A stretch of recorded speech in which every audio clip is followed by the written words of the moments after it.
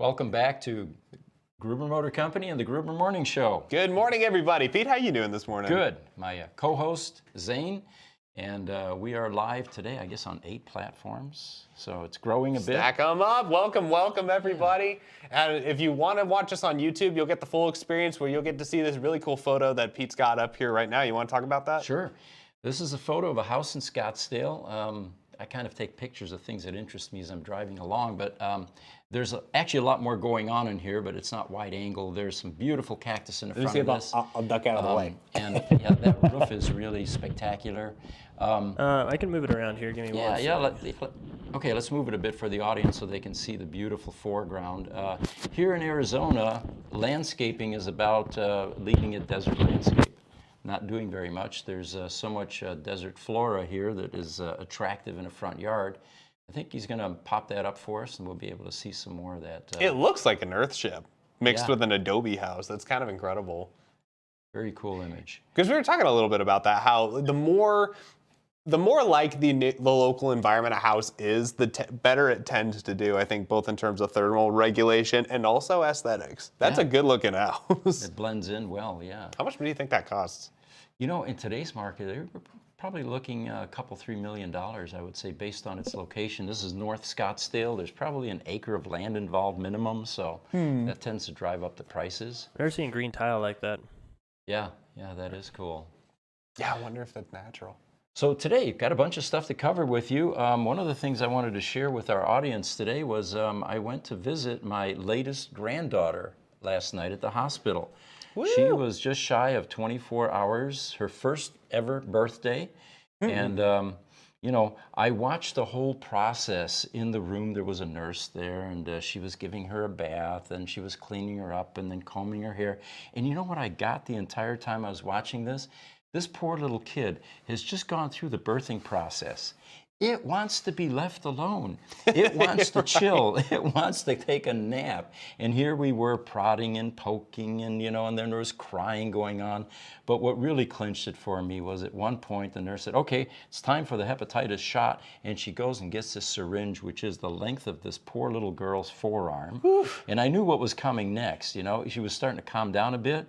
The next thing you know, all hell's breaking loose in that room again. And there's a needle going into her thigh. Now, granted, I'm sold on, you know, inoculations and the things that keep us from killing ourselves. However, my point is, couldn't we just wait maybe 48 hours or a week or so, let this kid chill a bit? It had just gone through this horrifying process of being born. And, you know, so anyway, my point is maybe that's why as adults we get so screwed up at times, because we're traumatized so early on in life. Yeah, but I mean, maybe if you front it all to the front, then you just kind of get to forget about it later. Yeah. You just get to let the shock be the shock and then not have to think about it ever again.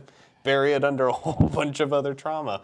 You know, it's funny, we were just talking about how in Germany that they intentionally make their playgrounds unsafe, quote unquote. They're just less safe because they realize that there is like a better amount of we'll call it trauma. But you can acceptable trauma, acceptable which is amount, beneficial to a just degree. Just enough to tell a kid, like, hey, maybe don't, you know, fall off of something that's too high. Hey, maybe don't touch something that's sharp, and you know, or that hot like that. stove, or the hot stove. You know, it's like, hey, you know, so. So the rest of life becomes more manageable because we've introduced them to a bit of trauma early on. I'm sure there's a counter argument there. Yeah. Oh yeah, I mean we're not psychologists. Yeah. We're EV experts. Well, you're an EV expert. I'm a guy that likes to talk about that. You know what? We've got a comment here about the picture from Real Dave Leach. Hello, Dave.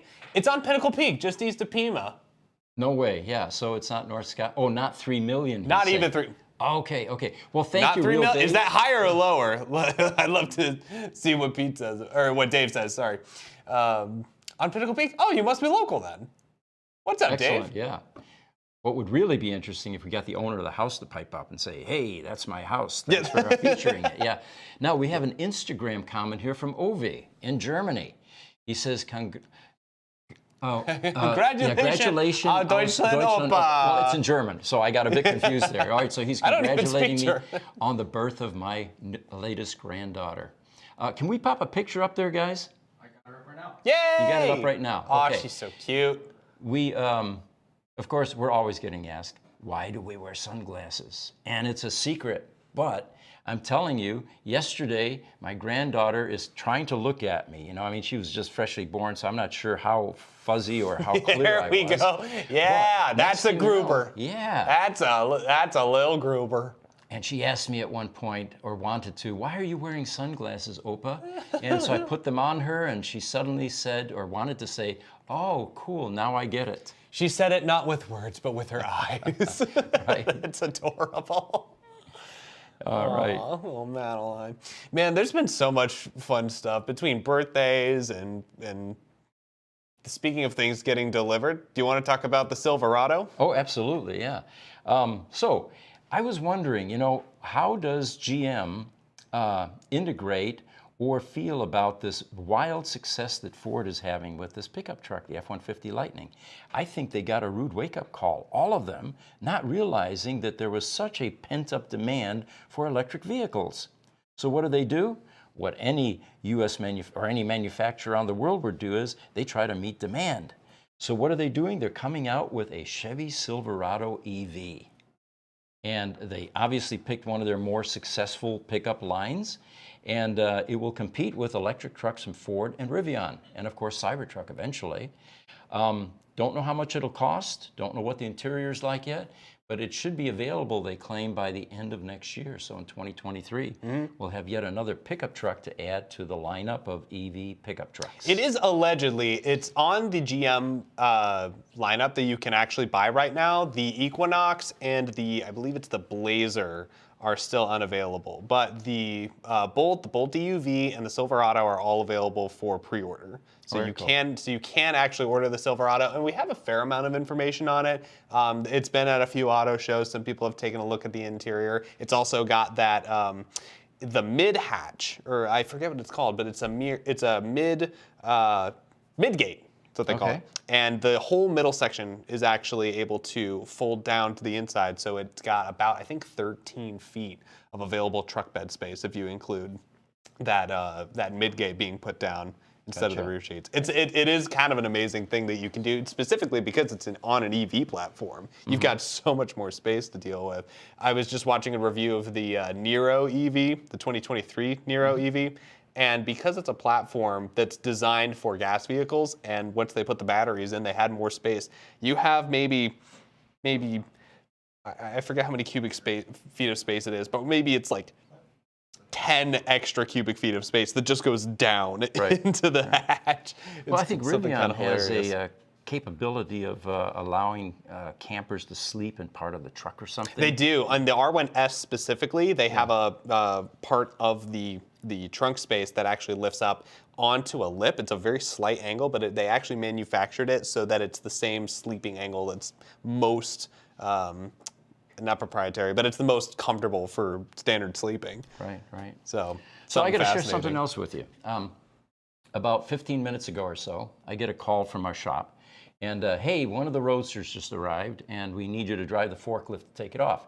Well, we've got 3 people in the company that that are trained on how to unload a bricked Tesla Roadster. And let me explain.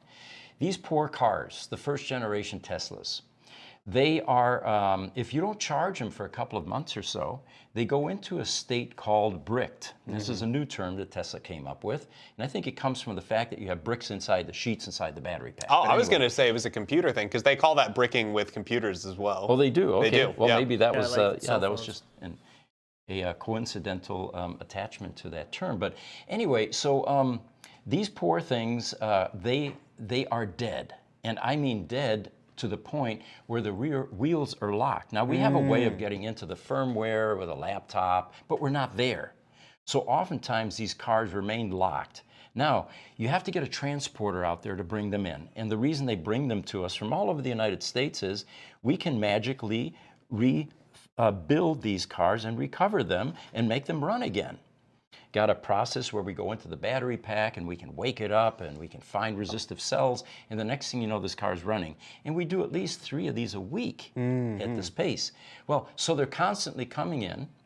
This particular one, they wanted me to go over there with a forklift to unload it because our other 2 guys are out. So I asked them to just hang tight send the transport driver to get breakfast or something so I can get over there after the podcast. And then it turns out that this transporter buried this Roadster in the middle of the transport vehicle. They were able to split it in half, but there's no ramp to drag it off onto the ground.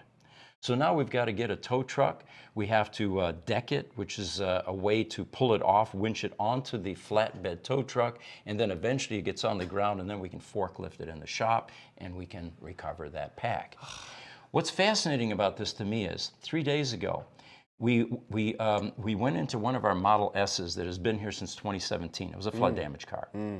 And so what are we looking at? 5 years now. It's been sitting there without any charge, without anything. Nothing. We fired this thing up. It had 91 miles range on the battery pack. Yeah, that checks out. That answers the question. The later Model S's are immune to this kind of a problem, but the Roadsters, don't miss the charging schedule, because if you do, there's a good chance it's going to have to be transported here for us to bring it back to life. They weren't entirely engineering those battery packs for anything, really. I think those Roadsters, if I'm understanding them correctly, it was really just as a test to see if this could really be done. Well, we've made this, we've offered this position a number of times. The Roadster was really a prototype released into the owner base before its time. And it was necessary because, Tesla was gasping for air in 2008. They were out of money, and they had to get a revenue stream in order to survive. If they hadn't done that, Tesla would not be here today. Oh, sure. And I think Elon would freely admit that. So the Roadster has some serviceability issues. That's a nice way to say it. But that's why companies like us exist, that have figured out a way to keep these cars running. That's awesome. Yeah. Especially because, do they even make battery packs that are swappable for the Roadster or anything like that? Tesla began making a battery pack again a couple of years ago. It's very low volume production, comes out of Lathrop, California. But thankfully, they're still offering it at $30,000. It sounds like a lot, guys, but we've run the numbers. There's no way that private industry or independents like us can manufacture a Roadster battery pack for anywhere near that cost. And the reason Tesla's able to do it is, one, they've got a obligation to keep their early cars running. Yep. And secondly, they buy batteries by the millions or billions cells. We don't have those kind of scale of economies, so there's no way that we could build a pack for $30,000. The cells alone would cost us near that. I know that we were just kind of talking, and that might relate to something else I know you wanted to talk about, but with battery production as it is, and we talk about it a lot, I think, on this show, is you've got so many cells that are trying to get into demand. You have, like the Silverado, for example, that's already sold out for 2 years. They're already 2 years ahead of schedule. The Hummer EVs already outsold for 2 years, and they can only make, as we said in the last show, 17 a day or something like that. Or no, it was 12 a day, and it'll take them 17 years. 12 per day, take them 17 years to catch up up just with to the demand. current backlog. Right. We're not talking about the new orders that are coming in during the 17 years. Yeah. So I mean, with battery scaling and everything, it is going to be wild to see what that actually looks like. There's companies like EnergyX. I was just listening to the CEO on another podcast talking about their new approach, and they're trying to get a mining operation started in Bolivia, but it's a lot of politics, it's a lot of trade deals and negotiations to make that happen. But what they're trying to do is, reform a lot of what we already see in the industry, which is another big reason why I love what you guys are doing here and how that all ties back. Because if we can help recycling a lot of these cells, or if we can limit the number of cells that we actually need to import, rather than having to constantly create new ones, then we're looking at an economy of scale that's going to be so tremendously nice to be in, where we have these incredibly powerful machines that we can constantly play with and have to not necessarily replace a whole battery pack at a time, although right now we are kind of there. But with that ability to one day maybe even get to replace cells individually. I know that right now it's hard because you have packs that are completely insulated the way that they are, with like the Model S, how they've got that sheet over the top that helps direct any fire down through some vents. We could see. I think it'd be really cool. The future of modularity for EVs is something I think that interests Gruber Motors as a mechanic company, and also us consumers, people who want to play around with that kind of stuff. Right. Well, the challenge is to get the the battery production as close as possible to the EV production centers. Tesla, for example, buying batteries in China from CATL or Panasonic or whatever is a horribly inefficient way to handle that. It gives them very little control. You're at the mercy of course, shipping issues and supply chain issues, and dock workers on the docks in California that don't want to show up for work. I mean, it goes on and on and on. So I think any of these EV manufacturers are very much interested in developing manufacturing capability, battery manufacturing capability, along with the EV production, and that's going to be the future. There was an article earlier about the Cybertruck was originally scheduled to use 4680 cells, the big ones. They're now thinking they're going to have to do some redesign because there aren't enough of those available. Remember, the semi-truck is trying to use those batteries, and that truck uses like 12 times more than a car. Right. It's like, isn't it the equivalent of, I think, 10 Model 3s? I think that's what we said in the last Something podcast. wild. Yeah, Model Ys or something. Yep. But, wasn't Model Ys even? Yeah. Wow. So yeah, the challenge is going to be, so if the Cybertruck goes that route with 2170, it could delay it further because now you have to do some redesign in order to accommodate the charging curves and characteristics and the physical geometry of those cells.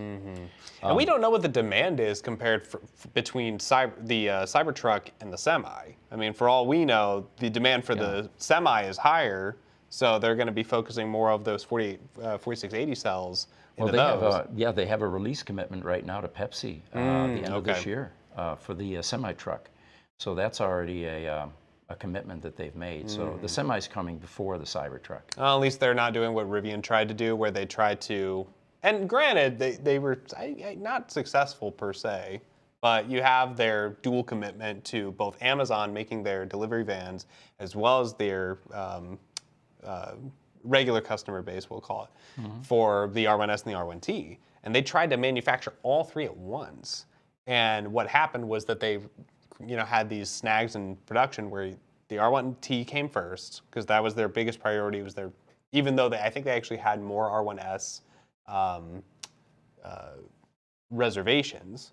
They could only make the R1T first, so they got all those out. And then they had the R1S, and now I think somewhere around early 2023, they're officially getting these delivery vans out. But it's just so hard. I have no experience in this production industry, but I can't imagine how difficult that's got to be to try to do three at once. Yeah, then you throw in a couple of recalls along the way, which completely derails you again. Exactly. Yeah, I feel for these guys, but the good news is they're cranking up product. There's some interesting news that I became aware of a couple of weeks ago. The Tesla service centers are actually now installing special lifts for the Cybertruck. Really? Yeah, that's underway. So for those of you doubting, will it ever come, will it ever happen, it's happening. And for the new Tesla Roadster, the second generation Roadster. Oh, all right, so I want to answer this one. We got a TikTok guy here. With all respect, men, why do we wear sunglasses at a business meeting? It's not a poker game. Who said this was a business meeting? This is much more like a poker game, I think. Well, Stanley. Although we're not bluffing. Yeah, it's Stanley B225. We had the same question asked in the last podcast, and the question went something like this. The eyes are the windows to the soul. I can't see your soul. And I'm thinking to myself, the way I wanted to respond was, dude, this isn't a date. We're not gazing in each other's eyes over a meal. This is what we want to do, which is a podcast with sunglasses. Now, one of these days, it's fun. We will release a video, and we will tell everybody why the sunglasses are part of this show. But for now, it's the timing is off. You've been dropping hints like mad, too. Hints, yeah, go back and see our other episodes. We've got some hints. We've got some sprinkles of information in there. But Stanley, we appreciate you visiting us, and we will eventually reveal why we're doing this. Yeah, so stay tuned. Stay tuned. Oh, you're on TikTok, so stay tuned, Stanley. We're here for you. I know that we're just touching on it, but in regards to production and everything, that also brings us back to GM, because you've got the Silverado that's in production. I just was listening to a news story about the Equinox, and they're not going to be able to actually sell them for 30 grand the way that they promised. And that's expected. I actually was just, I was building a Bolt EUV on their website. I was just curious. Like I kind of built my specs out to see what that would look like. It's like 50 grand. Is it? For okay. yeah, for a Bolt EUV right now. And I think it ultimately comes down to, yes, you have the negotiation between price of materials and what you can actually sell it for and turn a profit. GM wouldn't be able to turn a profit on selling an Equinox for 30 grand. And not even within the next 10 years. So what do you think about this $40,000 Cybertruck? It's not going to happen. Okay. No. Yeah. And I don't think anybody that's ordered one is kidding themselves that it is going to be, because if it is, let's say they actually go crazy, and let's say they actually do list it at 40 grand. They're never going to be able to match that demand, and they're not going to be able to sustain that price for too long before they're losing money almost instantly. Sure. It costs way more than 40 grand to make a single Cybertruck. And if they tantalize you with a list of additional options, like a tri-motor, for example. Yeah, right. Everybody's going to crank that price way up sure. because you're going to want the best version of that Cybertruck. See, that's something I still respect about Rivian for all the faults and the hardships that they had in their production. They were very clear up front. They're like, look, we got a quad motor, we got a dual motor. You can have one or the other. Originally, you could only get the quad motor. I think they didn't release the dual motor until later. And now they even pulled back. They had the Adventure package, and they had like a launch edition package. There was some other package. So they just got rid of it because it's like they can't realistically even manufacture them, and they're not going to lie to customers like that. They had some issues with that a little bit, where they had to bump up the prices and tell everyone, including current reservation holders, that their prices went up, which got everybody mad, and then they had to pull it back. There was this whole deal, 6 odd months ago, I think it was. Sure. Which luckily, but they were able to learn from that. GM hasn't necessarily had that issue yet. I think we're probably going to see something like that happen when the Blazer ESS gets released. And the Equinox gets released, and the Equinox is a car I'm genuinely excited about. Oh yeah? Because it's bigger than an EUV. It I think is a more close competitor to the ID4, and the ID4 has a lot of praise going for it. You've got a 50 grand for. It's an EV the size of essentially a minivan. It doesn't have 3 rows the way that the R1S does, and the R1S, to its own credit, actually can comfortably fit 3 rows of seats, we keep continuing to see. But the Equinox is something exciting because it's like, okay, we have another option in that category. If you're not stuck with an ID4, now you can look at the GM model, and I'm here for some good competition. By the way, we had a customer come by yesterday. We have people tour our facility almost every day, and he was going to buy a Rivian, and they let him test drive it, and he wasn't impressed. Oh, really? Yeah. There is a service center not too far from here. From here, yeah, but he's on the East Coast. So, okay. And part of his concern too was serviceability. He looked around and said, where's my nearest service center? But if you're listening, Rivian, give us one of those trucks for a day or two, and we'll do a review for you. It looks like we've got some questions or some comments coming in. One from Switzerland. Can we pop that back up? Yeah, listen. Can we go YouTube Darren? Hi, Darren. Hi on YouTube. From Ben Kenobi. Hello there. Hello from Fallbrook, California. The drone YouTube was fantastic. That was a great video. All right, yeah. That was one that I think you guys agonized over the most. I watch these guys make videos every week, and they really put a lot of effort into this video. Let's explain what the process here was. For those of you that haven't seen it, go to our YouTube channel, look at the latest video, and what you will see is a brief video, about 3 minutes or so, where there's a mini drone, and this thing was small. It was so small that in order to get the camera to work on this drone, they had to take the weight off the camera. So they took a GoPro, stripped it, and had bare GoPro sitting on this drone. This drone now was able to fly in between cars. And in 2 cases, we actually have it flying up and through a Tesla Roadster where the battery pack has been removed. We think that no one has ever done this before. It's very cool. And we need to get Guinness out here to give us a world record for flying a drone through a Roadster. Yeah, shout out to the pilot. Who was the pilot on that? a young guy named Tyler. Tyler. Yeah, what's his last name? Yeah, so the drone pilot is Tyler Healy. His Instagram is THEALY. Very cool, yeah, and very creative. He did work for the Phoenix Suns, for example, and there was a drone shot where he had some of the players out on the court, and this little thing was just zipping around them. It was a fascinating video. But I highly recommend you guys check out this video because the reports and the feedback on this video is nothing like we've ever gotten with any of our videos. People are loving it. Oh, it is really cool. It's also a really cool insight into the shop itself, getting to all these cool angles. I love, there's no, no spoiler. Well, it's kind of a spoiler, but there's a really cool shot where they actually go through the body, an open body of one of the roadsters, cars, right? And it's like on the lift. Yeah, those guys did such a good job with it. Shout out to Tyler and you guys for putting that together. The few times I watch it, you can actually get vertigo while you're watching the video because you're feeling it. You're right there. When he came out, by the way, to shoot this, he gave me some virtual goggles. We both had them on. The FPV goggles? Yeah, and I was able to see this thing zipping around where it was, and it was, as one of our viewers said, mesmerizing. But anyway, check it out. You'll like it. I was actually just on a video shoot with a buddy of Tyler's who I got the pleasure of working with, who got the same deal. He actually builds his own drones and everything here in Phoenix, and he builds and flies. And so he built this one that's got this massive 2-pound camera or something like that. Or maybe not counts, might be 2 kilograms. I have my measurements off. But it's a beefy camera. It's a big one. Yeah. And so and he was able to get this thing flying at like 100 miles an hour. It's amazing. I love when guys like that do that. So shout out to you, Jeremiah, if you ever get to see this.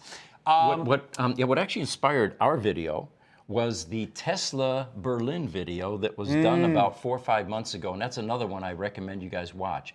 They've got a mini drone that's not only flying through the factory, but flying in between the die-cast presses as the thing is compressing metal. And it just barely escapes as it goes out the other side, you know?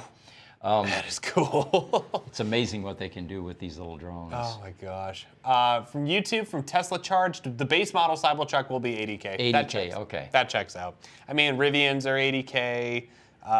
F-150 Lightnings are above 50. That checks out. From Dominic Lang on YouTube, hello from Switzerland. Hello, hello. From on TikTok, from Jim Hill. GM will never stick around. Too late in the game. Tesla's 3.5 million versus GM 15,000.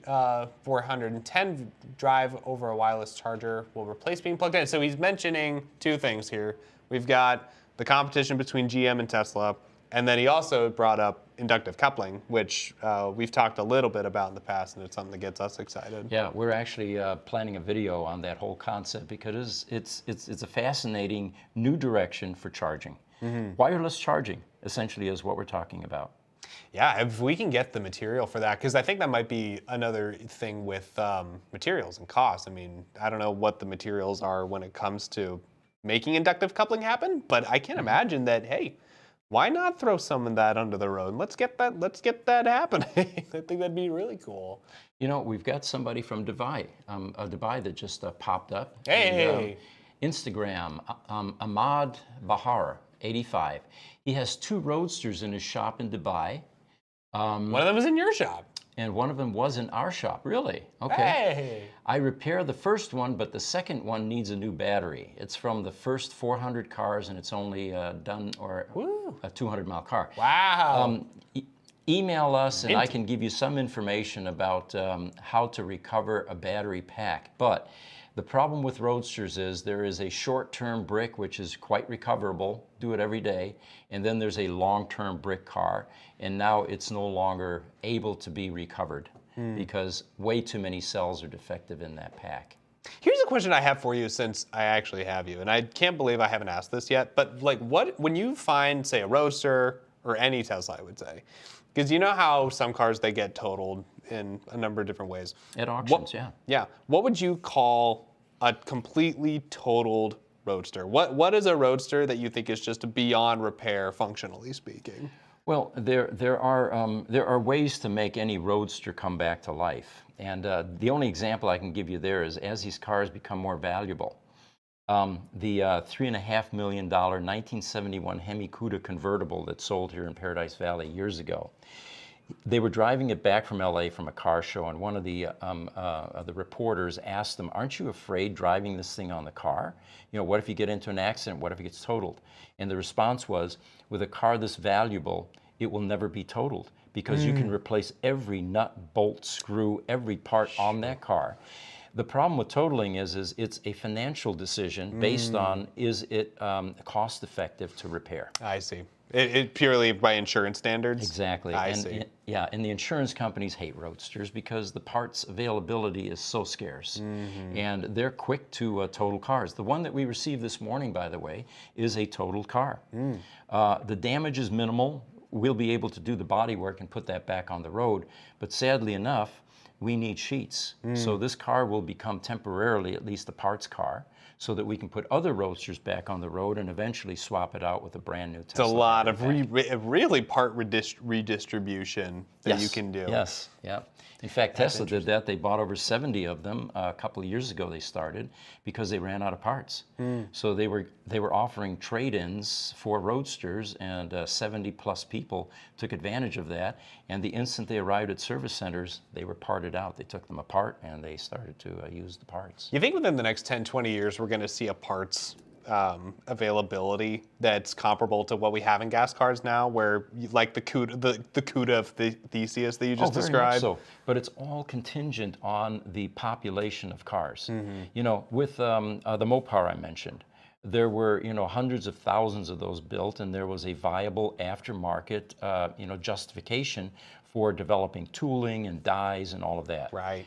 With 1,500 or so Tesla Roadsters left, no one in the independent space sees the return on investment for any major recreations, you know, be it body panels, or the electronics, for example. So yeah, the Roadster is going to be in a unique situation in that there will be parts that will eventually run out, and I don't know what the long-term solution is. Unless these cars go into the 7-figure range. Yeah. And now you can justify. Just one of the molds, for example, for the main propulsion battery pack sheets, you need 2 of them. They're about $200,000 a piece for the molds. Gee. So you've got $500,000 in molds for that. Then you've got the bonding plates. There's to stamp those, and that's another $100K or so. By the time you're done, you've got to look at that 1,500 cars that are left and say, am I going to be able to sell enough of these parts to justify that upfront expense? And that answer's been a resounding no up until now. Which is strange, because if it's built off of a Lotus Elise, you would think that Lotus or someone would still have some of those. Simple answer to that, yep. Only 7% of the Tesla Roadster today is Lotus Elise. Oh, really? And the reason is serious miscalculations.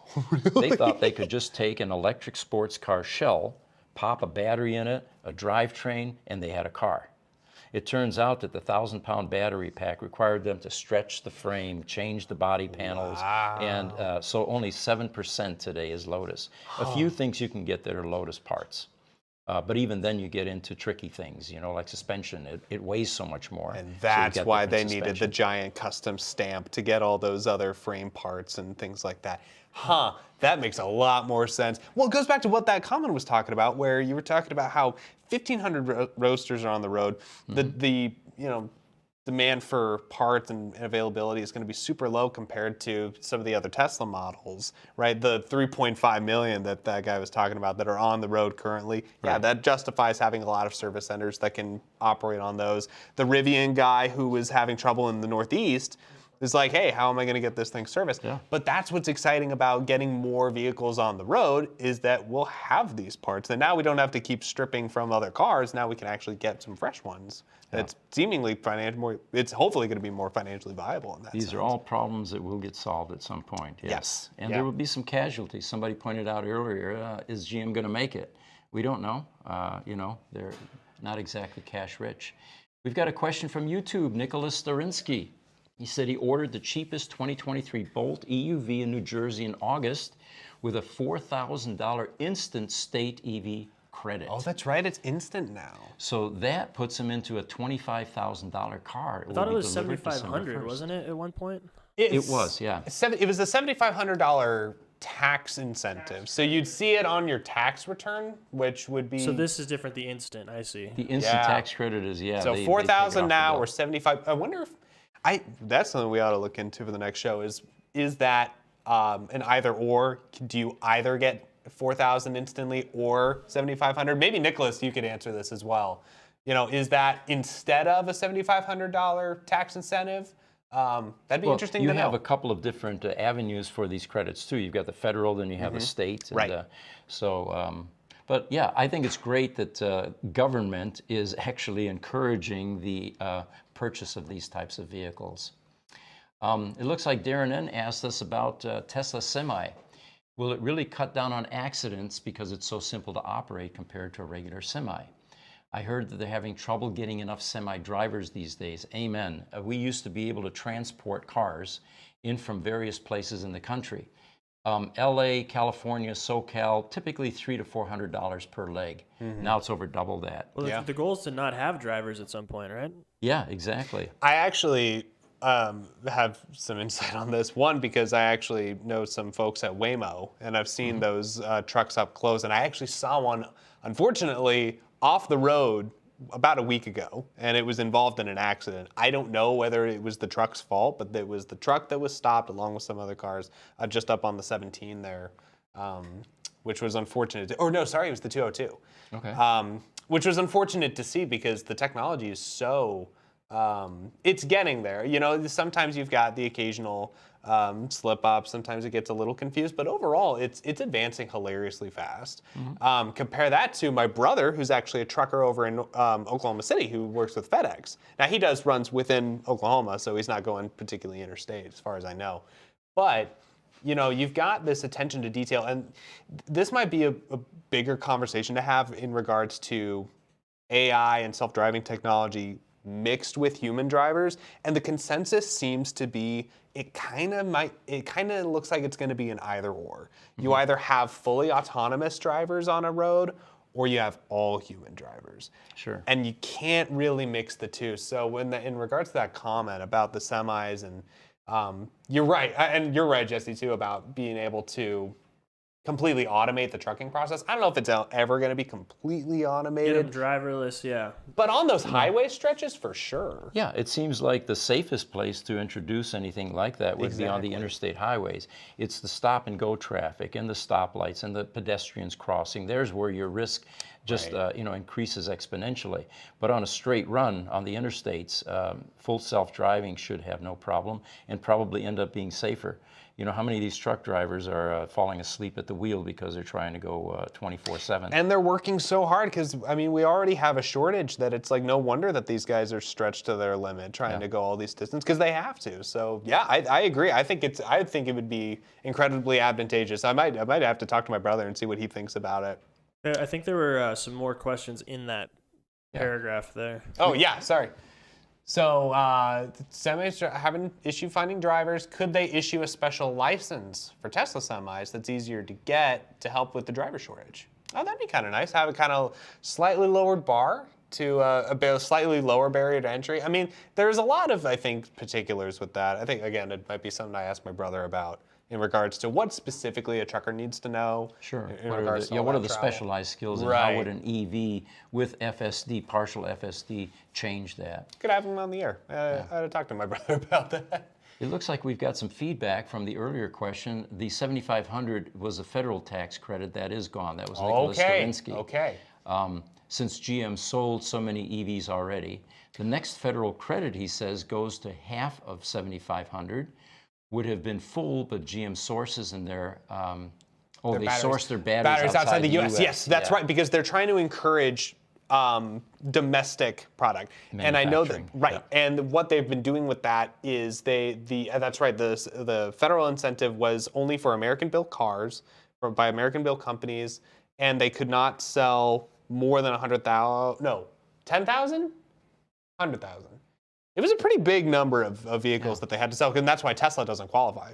So it looks like Tesla, though, will qualify for a full federal tax credit in 2023 since Panasonic builds batteries with Tesla in the USA. Not sure if they'll import. There's a partnership between those two companies. Okay. So it looks like they've got a leg up on GM regarding the batteries. I actually just saw that yesterday in a video I was watching. I think it's Oklahoma or something like that. They're building a giant factory. Panasonic is. They're building one? Yeah.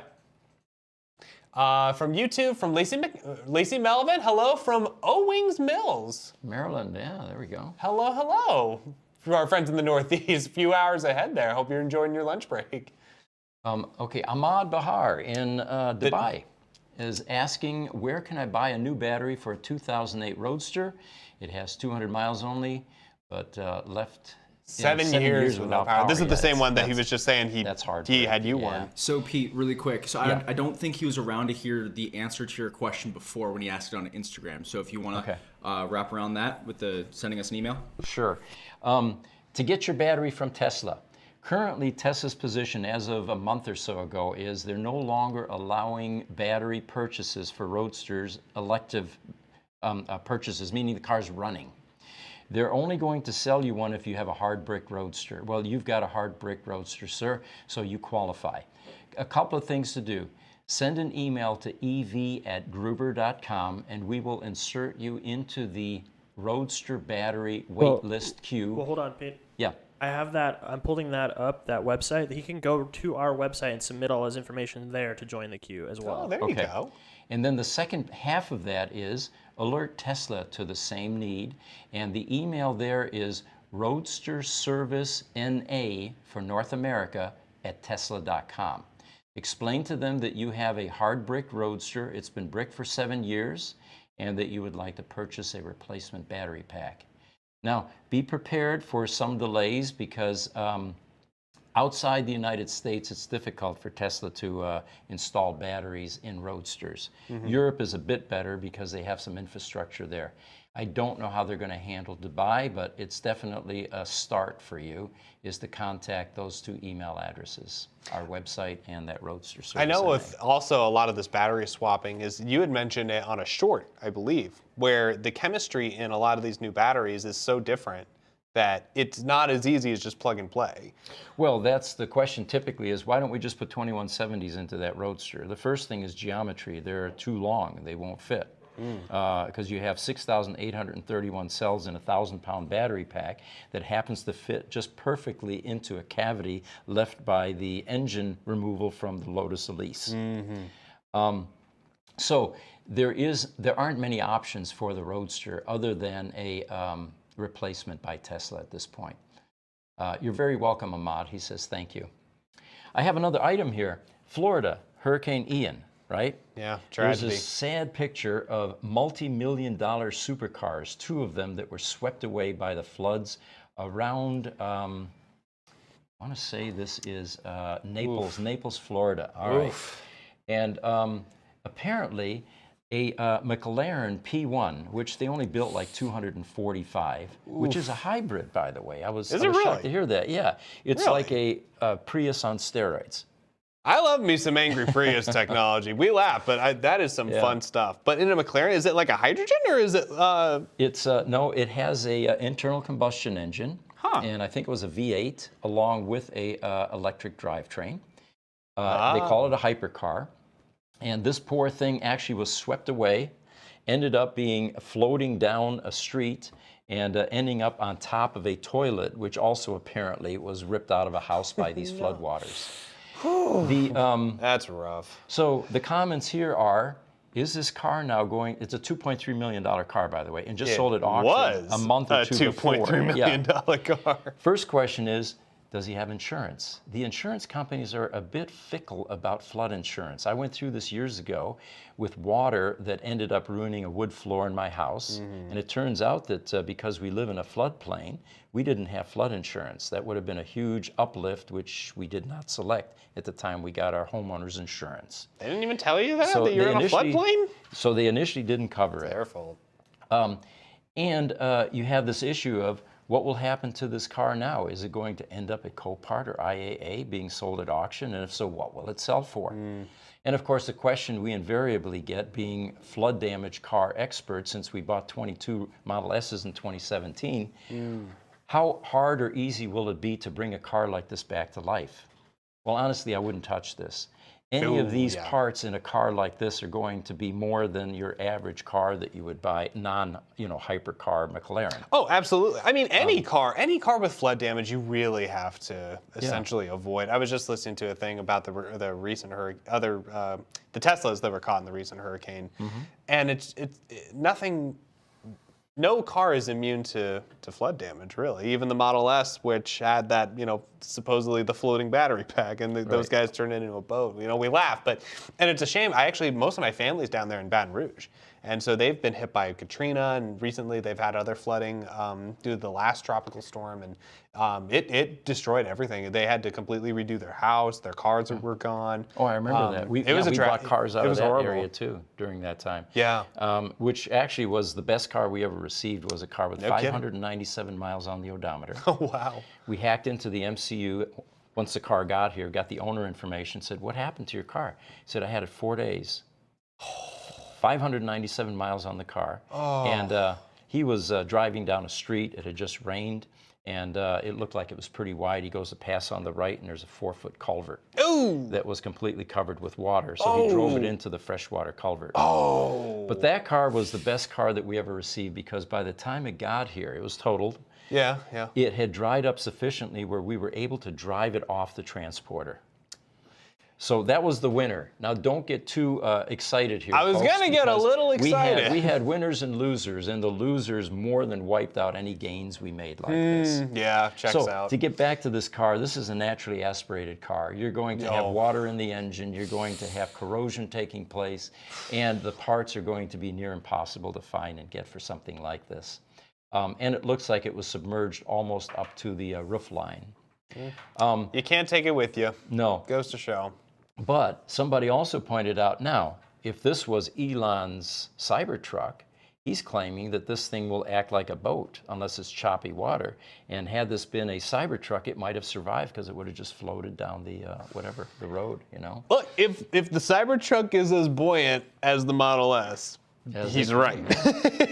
There was a 2022 Rolls-Royce Phantom that was sitting in the same garage. Oh, gosh. Those two cars, they were just over $2 million a piece. So somebody's got a $4 million plus loss. And, you can't take it with you, folks. Yeah. Oh, how far is the Roadster in space is a question. From YouTube Shorts. Yeah, there's actually a website that I think is tracking that. Hello! Yeah. It is 192,400,323 at the time of that sentence. Miles from Earth. Right? Miles from Earth. Or 17.21 light minutes. Cool. We did a newsletter a couple years ago or so suggesting to Tesla, since you didn't provide any charging for this car, would it be possible for you to bring it back and we'll recover that battery pack and make it operational again? It would be far more impressive for any aliens that might find this car to have a functioning car. There we go. Versus one that's completely dead. Yeah, give them something to work with. But we would have to give them some charging, methods along with the car. We'll have to sell them the charger for another $200. Yeah, solar cells. There you go. Send it up with some solar cells and have an automatic trickle charge. Keep the car up. Or you can make it a satellite. Just put the solar panels on the wings. Cool. There you go.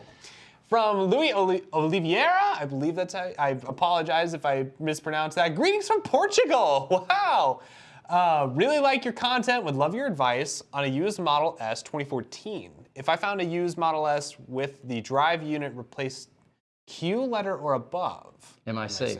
Yeah, we do drivetrain swaps. The difficulty you run into is you need to do some firmware reloading, and if you have a local service center, they can certainly do that for you. I think Tesla has now completely gotten rid of their initial policy was we will never service a totaled car or a salvage car. I'm not sure what your status is, but at this point they are accepting salvage cars for repairs. Wow, there you go. Instagram, Goonin Gaming says, what's up, guys? What's up, Goonin Gaming? You know what? On that thought, actually, with the Model S, because that's one Tesla. Sometimes I like to kind of go into cars.com or Car Gurus and just kind of see, hey, how much can I realistically get a used Tesla for? And the most common one I find is between 2012, 2014 Model S. Yep. You can get it for about 30 grand. About Something 30, like that? yeah, 30, 35, So- somewhere in there, depending on condition. So you buy it for 30 grand, but if you have to get the battery replaced, that's 22 grand. 22, unless you get a That's refurb tough. from them, and that's about 14 to 17. But still, that's half the value of the used car. Yeah, you know? right. So really, you're spending 40 grand, 50.